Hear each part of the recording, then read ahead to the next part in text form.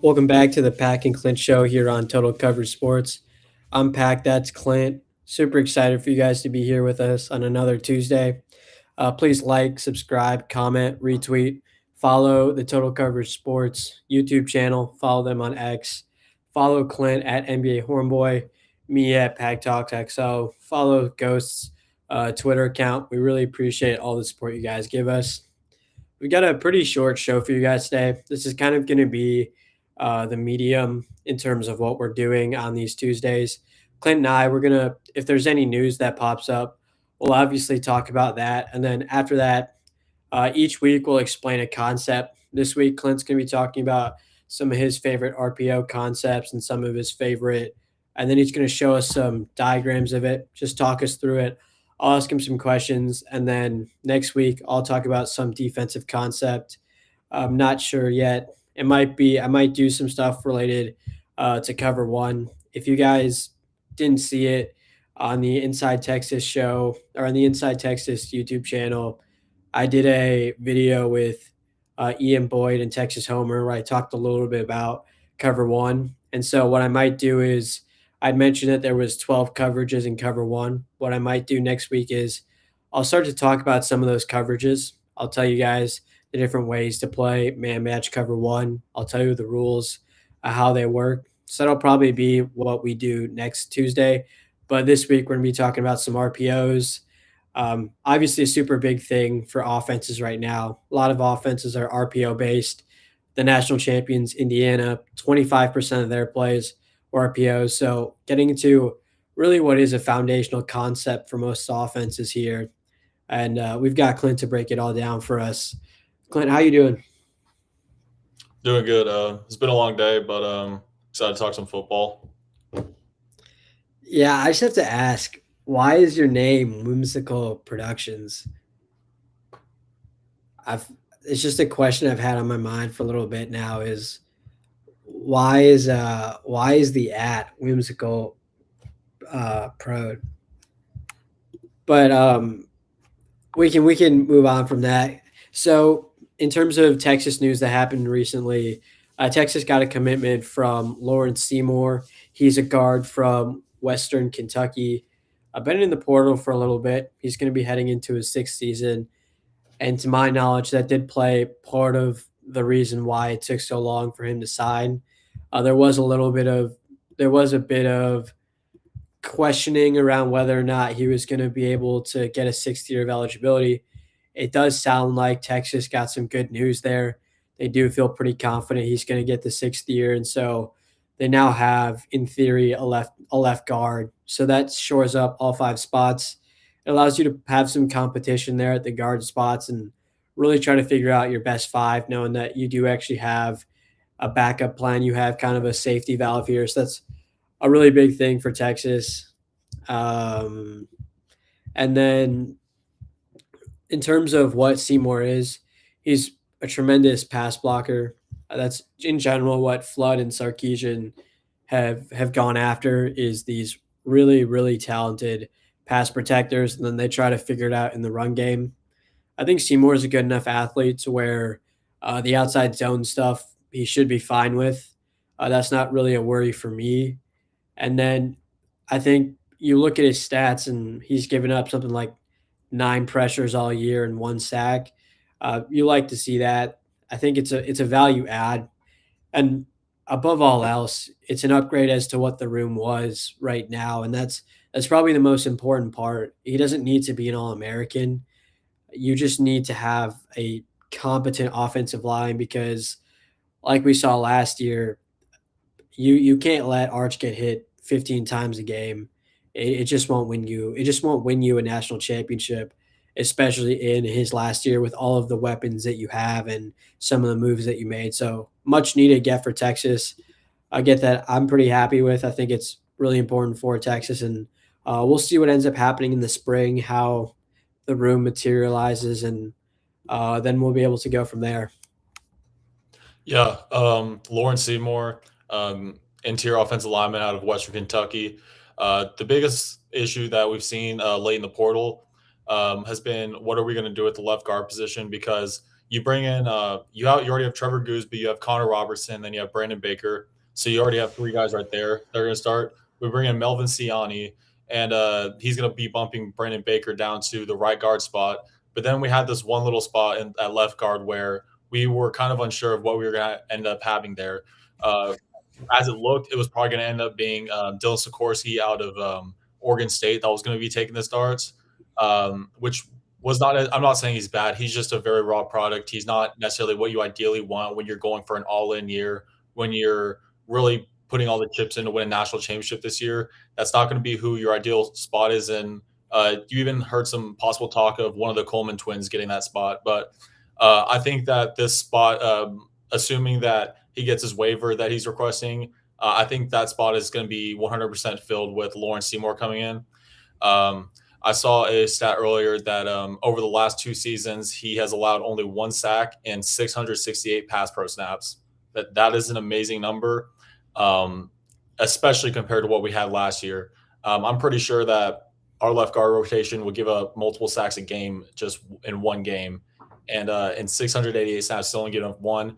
And I also saw something else earlier that I think he was an FWAA All American second team, if I'm correct. So he's a very highly touted offensive guard. He's going to be a huge addition, if assuming that he gets that waiver.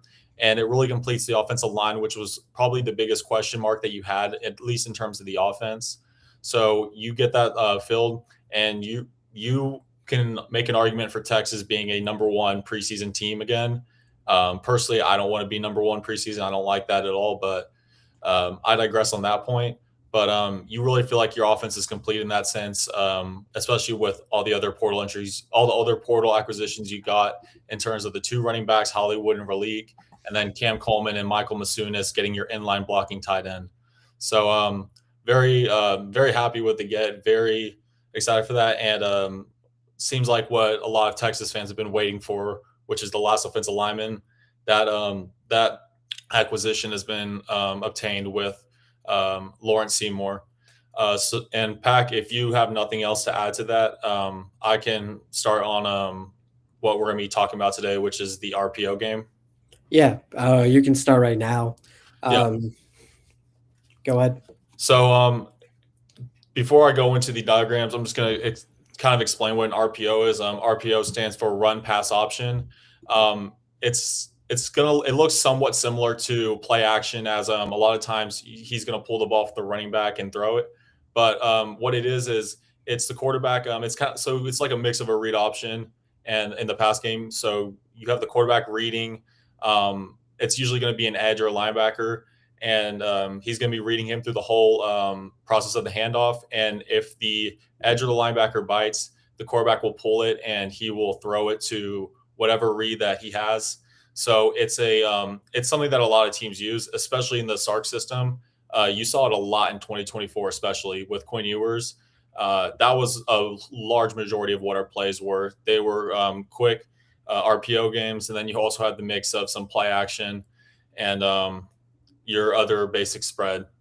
But so we're going to go to the first play right here. On this first play right here, you have the tight end coming in motion, and your first read is going to be the H receiver right there. The running back is doing an outside zone. You have the offensive line sliding left. So also a part of the RPO is that your offensive linemen are going to be moving where the possible run option will go a lot of the times. So assuming that the edge or the linebacker does not bite on the running back, you'll have the run blocking game going, which is what separates it from every other pass concept, is that you're not going to be having this type of run blocking on regular play action, shotgun, under center passing game. But also what this does to an RPO game is you need to have quick reads that you can get the ball out on. You cannot have a receiver um, running a go route, for example, on this. You can't have him running a long developing post because if you end up having to do that and take that long on a read, you're going to get an illegal man downfield with what's going to be happening. So as you see right here, the center, he's going to be double teaming. He's going to double team a linebacker with the no, he's going to double team a lineman with the right guard, and then he's going to bite to the linebacker. And what you have right here is you have the X just going on a slant right here, and you'll have the tight end in motion. He's going to come out with the Z, and they're going to block for screenplay. Whereas, so the H gets the ball right here, and that's where the play will develop if the quarterback decides to pull it from the running back. And if it's the running back getting the ball, it's going to be an outside zone play. So pretty much an RPO. It's what I explained earlier. It's just you have two different options. A lot of times you'll have three different reads. You have the run play, and then you have two. A lot of times you'll have two receiver options. You'll see this in the next play, but sometimes you'll have a lot more routes that are being run, but they're more so decoy routes. You have anything else? You have anything to say for this, or do we move on to the next one? Yeah, so one of the things I'll just add is the way that I, as a defensive guy, think of the RPO is for the longest time, you would think of triple option as something you had to defend because there was the quarterback dot, there was the dive from the running back, there was the pitch to the fullback, and then there was the keep to the quarterback. And really, what an RPO is it's the spread version of a triple option, right? Because you've got on inside zone or outside zone, like Clint has shown here, you've got the give to the back. You've got on this play, you've got the slide from the tight end or the bubble to the H, and then you've got the quarterback keep.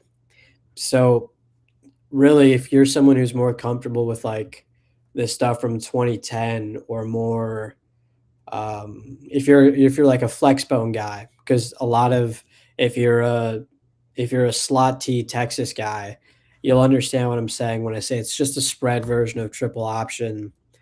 And so it stresses defenses in the same way that the old triple option would. And I think that's why Texas and so many teams like to run it. And it's why it's basically a college's solution to not wanting to run quick game. But that was my only comments. You obviously saw Texas run this concept a lot off of outside split zone, and you can move on to the next diagram. Okay. So in the next play right here, you're going to have the tight end lining up on the left side again, and he's going to come across the line almost in a pull motion, and he's going to help block in between the right guard and the right tackle. Again, this is you'll see it with the offensive line. That's going to be a run blocking. The center and the right guard will double team again, and the center will move towards the mic. But right here, the difference that you have is you'll have the right tackle on this one. You'll have him blocking the outside, whereas the left side of the offensive line, they're all going in the same way from the right guard to the left tackle.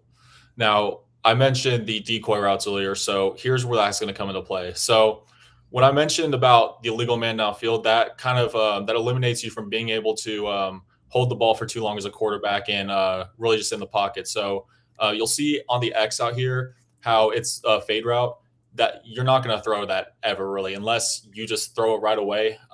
That's not supposed to really be a read. It's supposed to eliminate a defender. But the running back is on inside zone right here if he hands it off. If he doesn't hand it off, you'll have the H coming on a deep slant or a mini post, sort of.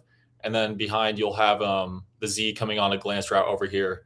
So it's one of the more common ones. It's a very common RPO concept, but it's a very effective one as you have two different levels of guys coming across the field, and you'll have the running back going in the opposite direction. So it's an effective one. It's one of the most common ones. It's not one that you're going to use for like a huge game, but it's one that you're going to use a lot of times in a short yardage situation to where if you need like it's 3rd and 2 and you need a couple of yards, you'll use that play and it can get you that first down that you need.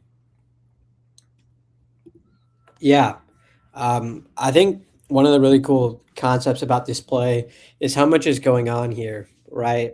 You're working what's basically split zone, so you're going to end up moving linebackers, right? We'll just assume that, for sake of simplicity, this is a team that when the Y swipes back, both of the linebackers jump over a gap. So if the linebackers are fitting play side A gap and backside B gap, now they're going to fit play side A gap and backside A gap. Like they jumped over a full gap, right? So what you do is you end up displacing your linebackers, and what you can have end up happening is those linebackers are put in a little bit of a conflict, right? Because they, on one hand, that linebacker that's towards the side that the tight end is swiping towards, he has to either fit the gap that the tight end created, or he's got to be patient to play the slant or glance behind them. And so this is part of what makes RPO so good is the conflict that you can put where if the linebacker jumps up and he takes away that D gap or the C gap that the tight end created, now you can throw the glance behind him. But if the tight end, if the linebacker doesn't jump up and he plays patient to take away the glance, well, you can run the ball knowing that there's no one who's really urgently filling that gap, that C or D gap, depending on where the tight end ends up. And then you can be really creative with this stuff too. Like especially with split zone, you can show split zone, and then you can have the tight end leak, right? You can have them go out in, go out on a route onto a swing route into the towards the H and the Z, and you can run RPO slide stuff. And if you're really creative, you can replace the tight end with a receiver. The most common example of this is Ohio State did this for a touchdown against Oregon, right? Where they put Jeremiah Smith in a sniffer position. They put him behind the tackle. They ran him across the formation on the snap, and then they read RPO, they threw it to Jeremiah Smith out in the flat, and he ended up scoring. So you can be super creative with these RPOs. I think that's part of why offensive coordinators like them. It's part of they're pretty easy to teach, right? As a quarterback, you only have to read one or two defenders. You're not having to see the whole field, but then they're pretty easy throws. They should be free access. They're things that make it a little bit easier to play on structure and play on time. Yeah, so we'll be moving on to the third play now. These first three plays were from the Texas Florida game in 2024. If you do recognize any of these, that's where it's from. But this third play, this one went for a touchdown.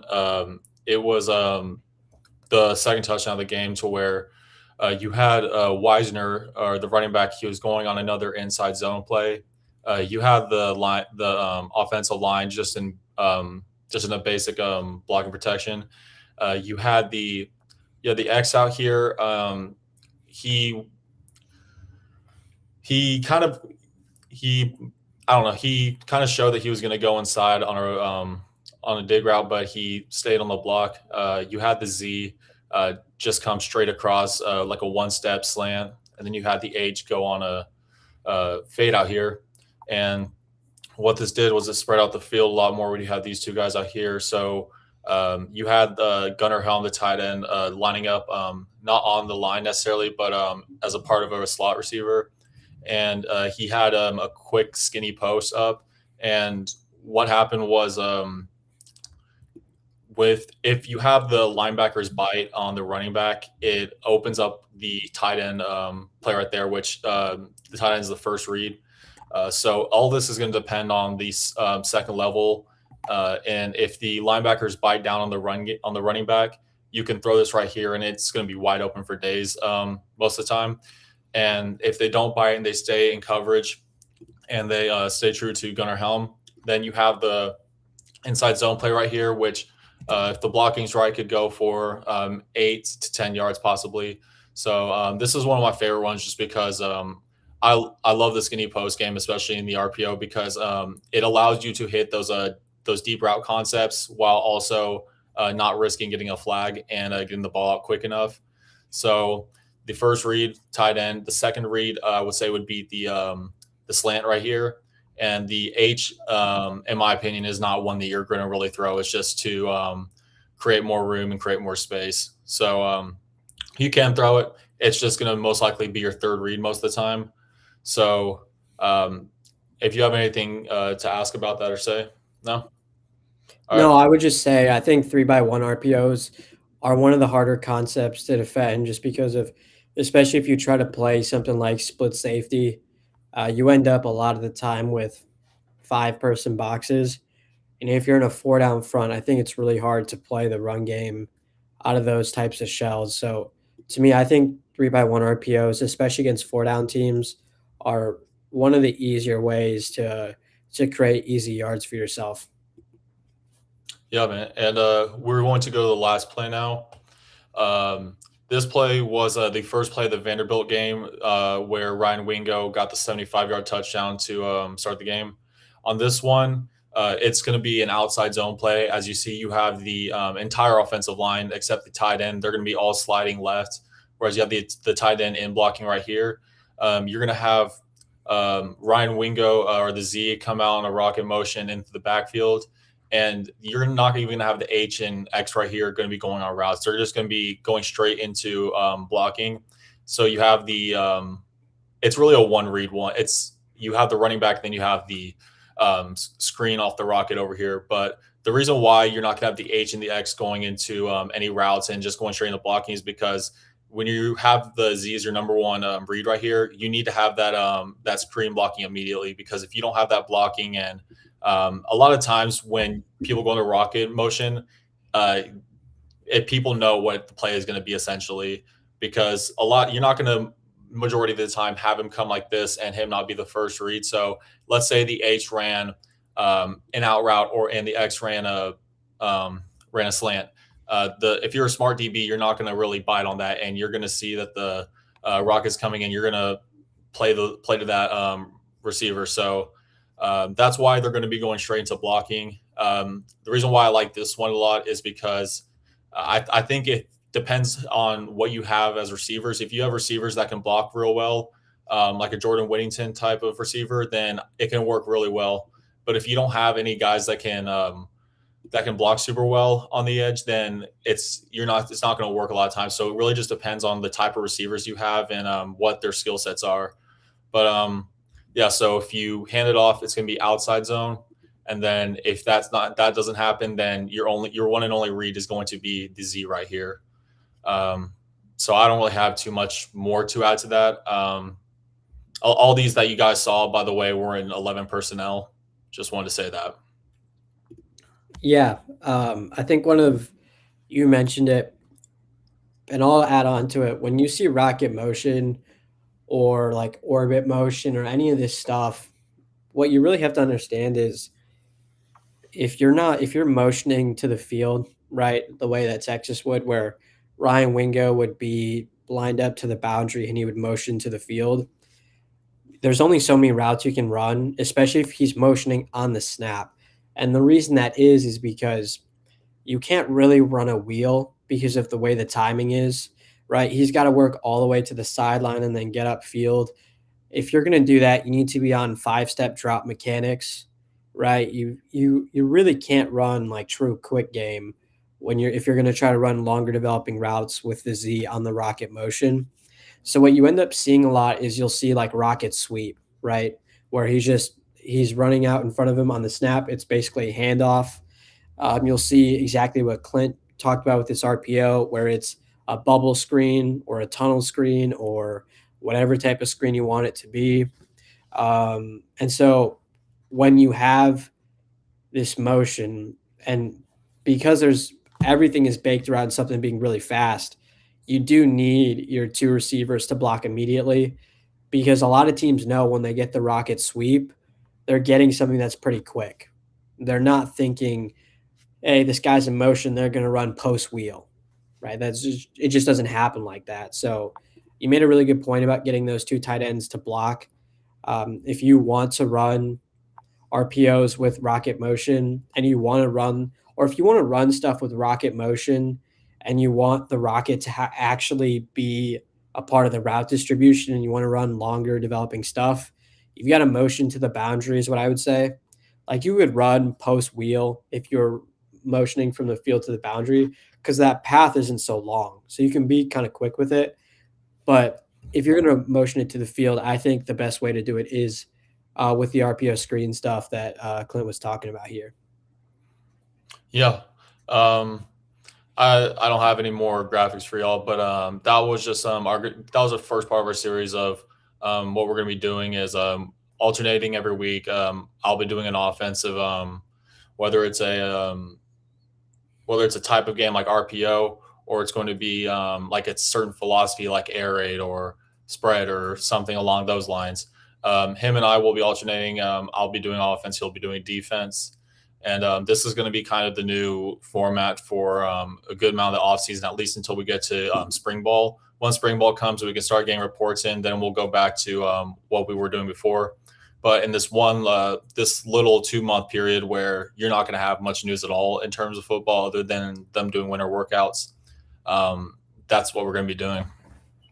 Yeah. So just to give you guys a little introduction into what we're talking about next week, I'm going to be talking about man match cover one. So we all know what cover one is, right? It's it's what you've played since you were 7 years old when you were at recess and you were playing football with your friends. You've got the guy in front of you, and you're just going to follow him everywhere.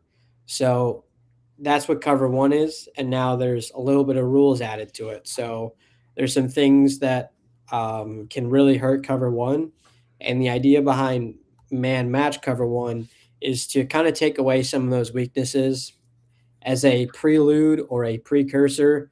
I would recommend before next week, you guys do go watch the episode I did with Inside Texas. I think it'll make it a lot easier. Clint knows the man match cover one stuff, so for him and I, it's going to be a little bit easier of a conversation, but it's going to be hard to follow if you don't watch that one or if you don't know anything about how cover one and how the rat works. I would just recommend that before next week. But that's going to be all for us today. We hope you guys enjoyed this. This is, as Clint said, this is going to be the format we go with during the off season. Try to make you guys smarter and better fans, teaching you guys the stuff that offenses across the country and defenses across the country are doing. RPOs are probably the most common offensive concept you see. And now you should have a pretty good idea of some of the most common RPO concepts, some of the better ways to run RPOs. And then maybe next week, after I talk a little bit about man match cover one, I can go into how defenses like to defend RPOs and what their proven solution is to those problems. But we're gonna wrap it up there. Please like, subscribe, comment, retweet, follow the Total Coverage channel on YouTube and on X. Follow Ghost on X. Follow me at Pack Talks XO. Follow Clint at NBA Hornboy.